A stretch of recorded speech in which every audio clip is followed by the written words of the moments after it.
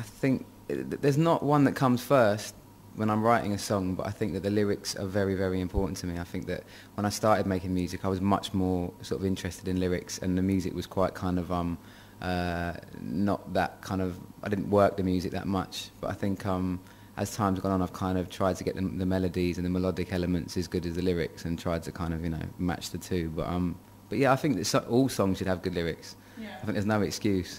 When I read your lyrics, I kind of think that you probably come up with them when you're laying in your bed and you can't sleep. Is that how it is? Sometimes. I think I've probably come up with lyrics in virtually every situation in life. I think a lot of the time when I'm walking around, if I'm walking around the city, I think there's something about walking, because walking has like a natural rhythm as well. I think people often come up with lyrics when they're walking, and I ride my bike as well, and I think about things when I'm doing that. I mean, I'm always kind of thinking about stuff, but I try and just sit around and watch people and watch what they're doing. So, you know, if I was sitting in the canteen down the corridor, I'd be watching what everyone else was doing and what they're talking about and that kind of thing, although I can't understand them, but here, obviously. But, yeah, people interest me, definitely. Well, I saw that in your lyrics too, and it's a lot about society. And I get this feeling that you seem to think that in society, people, they have to put on masks in certain occasions. They have to behave in a different way than they really are, and sometimes they lose themselves. Like, I'm especially thinking about Lost. Yeah. Like, how do you see that? Where does this come from? Like, how come you think about those things? I suppose it's because obviously, as I said, people and how they act and how they interact with each other interests me, and I think that maybe the slightly darker sides of those kind of things are quite exciting. You know, I think when you look at films and read books, a lot of those things are exploring. I think people find it quite interesting. You know, the slightly more twisted side of human existence or whatever. Yeah. Lost was just written about a guy who was obsessed with his possessions around him, and I think that was something, you know, I knew people who were going to IKEA like virtually every weekend. It's like, how many lamps can you buy? You know, how many like different pairs of curtains can you have? You know, I think the fact that people are so, you know, I think shopping is now the favourite pastime. It's like a hobby. How can shopping be a hobby? You know, it's like you just buy stuff and put it there, and then you chuck out the old stuff and you replace it, and it's just like, I don't know. I think that was something I definitely wanted to write about. Well, why do you think that people need this shopping? Is it sort of like to escape from their thoughts?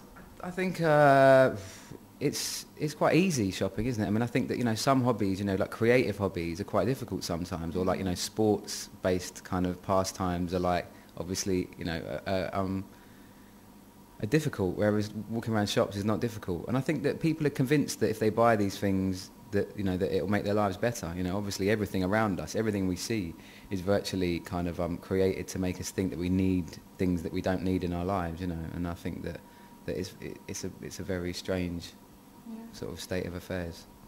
Why do you think that people always tend to look for the easy way out? Because maybe that's also the shopping part. It's an easy way to get happy. I think everyone does. I mean, I've done it myself. I mean, people say to me, why did I do a furniture design degree before I was making music? And the fact is that I had some talent for it, and it wasn't too difficult for me to do. And I think that maybe if I'd chosen something that I found a lot more challenging, which music is. I mean, I don't find it particularly easy.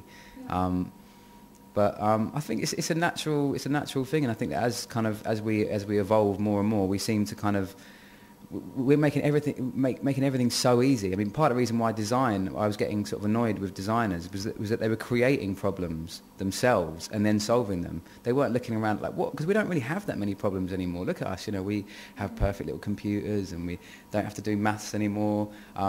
We have cars to take us everywhere. We've got taxis. You know, everything's so easy. Everything's a touch of a button, clicking this, clicking that. And now you've got a phone with an iPod and a this and a that all in one. And it's kind of like, soon we'll just be like that. We will be just plugged into something, you know, I'm sure, just going, I don't know, it'll be like the Matrix or something, I'm sure, at some point. That seems to be the way it's going, so, yeah. But I think it has sort of a side effect if I look at people, especially younger people, they're raised like that, and it seems like they don't really want to invest in something because they're used to getting everything this easy. And one element that I see that in is like love, because it seems to be like they want to fall in love, they want to meet the perfect person, but then when they realize that it's also a real person with flaws, then they tend to say, oh, it doesn't work anymore, and I'm leaving. That might be true. I hadn't thought about that. You haven't? Not really. No, that's one thing. There's another song for you. I hadn't thought about that, to be honest. But I think, I mean, definitely, I think attention spans are getting shorter and shorter, and I think that you know, in music now, when you're not kind of in the media all the time and that kind of thing, I think people sort of forget about you very, very quickly, particularly younger people. And I think that, that yeah, everything is kind of, is very immediate. Yeah. And I think that, you know, I think maybe albums will start to disappear and people, all they'll be listening to is singles. I mean, already people are just selecting the singles or the tracks they like off albums and just listening to those. You know, they're not putting on a record or on a CD, you know, and listening to the whole thing. They just want to straight to the track, you know, which is great with iPods. You know, you end up listening to all the same songs all the time and not the ones that maybe are a little bit more difficult to kind of get into. But yeah, I think it's a strange thing. I mean, everything changes. I mean, I sometimes tell myself that if you're used to something, then you want it to stay like that. Everyone, I think that's a natural human reaction, is for things to kind of stay the same, you know. So I like vinyl, and I don't like MP3s, you know. And I sort of, you know, I like baggy jeans, not really skinny jeans, you know. And just all those things that I think that that we want to kind of hold onto certain things, and I think that things do naturally change, and it is quite easy sometimes to sit here and going, you know, everything's going wrong and everything's terrible. When actually it isn't. It's just natural progression and change. Yeah. But it is slightly strange where it all might be going to, you know. True, but I think I have a contradiction for you, which is another song, by the way.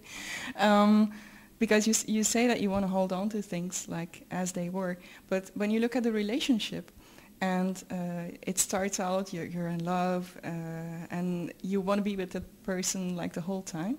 But then after a while, like after 6, 7, 8 years, it changes. And then sometimes you want something different. Have you experienced that too? Without getting too personal, but...